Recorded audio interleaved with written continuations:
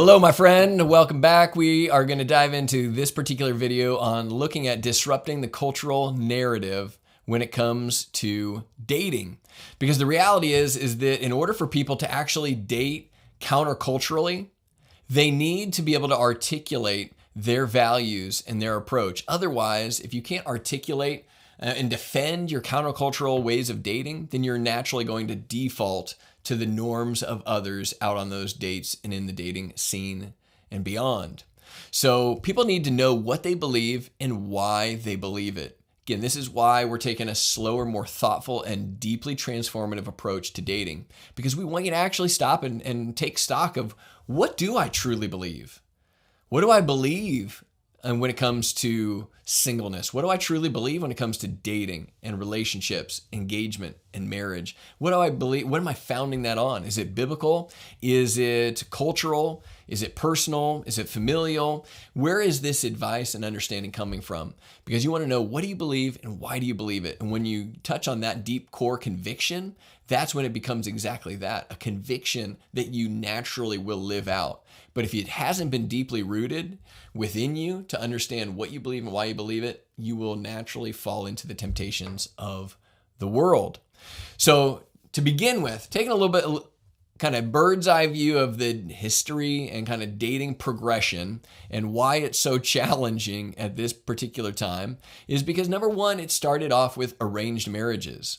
So much of this throughout human history, and even still to this day in many cultures, approaches this from a perspective of arranged marriages, where it's entirely the family's choice and little to no individual choice. So you're really just kind of stepping into what's already been arranged by the family, by the community. But then we've kind of shifted away from that, and the beginnings of that shift happened in the late 1800s and throughout the early 1900s, where it turned into this local courtship. And in that local courtship and dating, it was still very much done embedded within the community, and it still had a very family-oriented approach to it. And not only that, they were dating very few people that were very well known amongst their community. So there was deep accountability on behalf of the family and the community looking in on this. So options were still relatively small, but there were some individual options. And those options were closely monitored by the community. So it provided a relatively safe environment to date, limited options, but it at least gave some individual preference.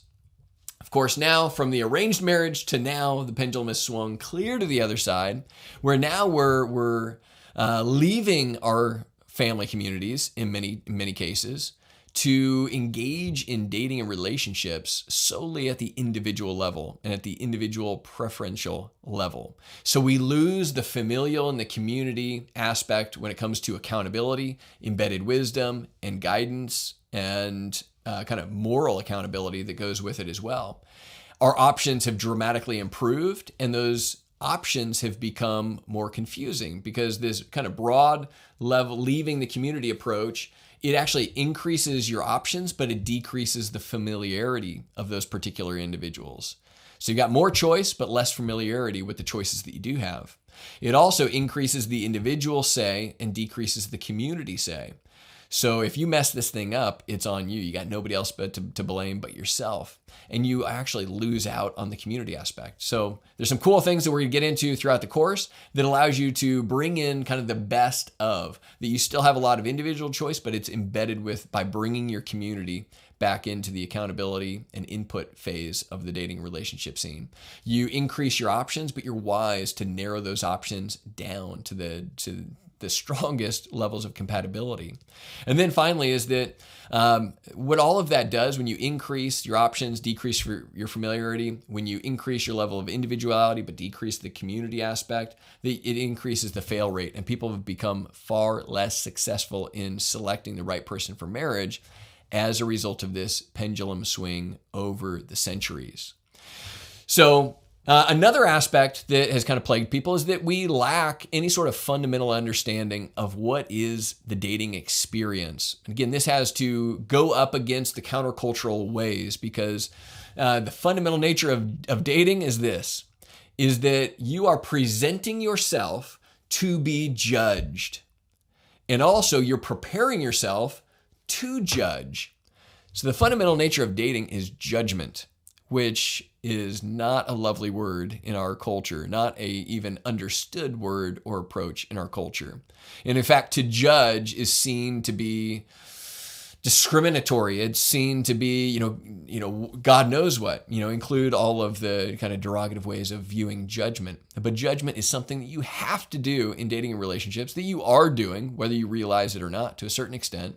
But you want to understand, how do I do it properly and in a healthy way? So this is where we understand the fundamental nature of dating is to prepare yourself to be judged. Am I in a place where I'm confident in who I am, that I'm dating out of the fullness? So even if I'm rejected or turned down or ghosted, it doesn't crush my spirit, because I have prepared myself to be judged, and I'm willing to handle the response that I get. Because some people will, unfortunately, judge you because of your looks, because of your height, because of your size, because of all sorts of different things that you may not have very skin color, hair color, how much hair, how little hair, things that you may or may not be able to control. And to that, you have to be able to wipe your hands clean of those individuals and walk away, maintaining your value, worth, and dignity in Christ. But here's the other thing, is that sometimes people measure us up against compatibility and other things that they're not seeing that are fitting in terms of chemistry and other stuff. And again, we have to be confident in who we are and knowing that, hey, that's part of the experience, and I'm going to go off and they're going to go off and find people that truly are more compatible and embed more chemistry naturally. The other thing is to prepare yourself to judge. So have you learned to discern the difference between desired traits and their counterfeits? Do you know how to actually assess for the variables that you say that you want and desire, your must-haves and your can't-stands? Well, do you know how to break those down and define those terms? A lot of people say, I'm looking for somebody that is loyal. Okay, great. But have you defined what loyal means to you in dating a relationship, in marriage? Have you broken that down to describe what does that actually look like, sound like, not just in big ways, but even in micro little ways? How is this person not just loyal to me, but are they a loyal person in general? And how do I learn to distinguish and look for and observe loyalty in their life now in the dating phase, so that they even have the capability of being loyal to me later? That's what we're going to get to. That's a huge key when it comes to judging. So I want to leave you with this, Matthew chapter 7, verse 1 through 5, where it says this: "Do not judge, or you too will be judged. For in the same way you judge others, you will be judged. And with the measure you use, it will be measured to you."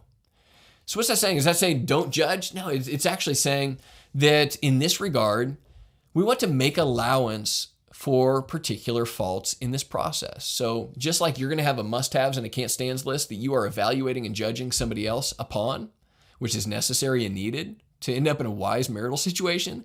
But the idea is that they too should have a must-haves and can't-stands list that they're measuring you up against.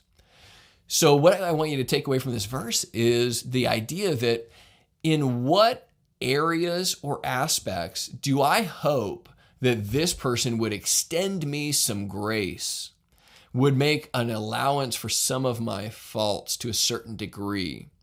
And that's the measure by which I need to also be extending grace. So this is the idea, is that there's certain areas that we have to judge. Red flags, caution flags that come up, you've got to judge, you've got to make wise choices around.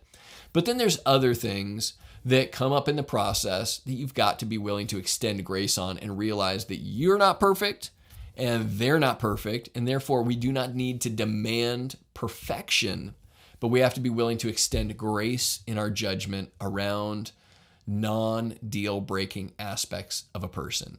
All right? And then finally it says this in Matthew chapter 7, verse 3 through 5. "Why do you look at the speck or sawdust in your brother's eye and pay no attention to the plank in your own eye? How can you say to your brother, 'Let me take the speck out of your eye,' when all the time there is a plank in your own eye? You hypocrite, first take the plank out of your own eye, and then you will see clearly to remove the speck from your brother's eye." All right, so that's it right there. It's the the idea of preparing yourself. First, prepare yourself to be judged. Get the plank out of your eye. That's step one, is to prepare yourself to be judged by working towards relative health, spiritually, emotionally, and morally. Then prepare yourself to judge. So first get the plank out of your own eye, then you can help the brother with the speck in theirs. That's the fundamental nature of dating, is to prepare yourself to be judged and to prepare yourself to judge. And we're going to help you with exactly that. All right? I'll see you in the next video. God bless.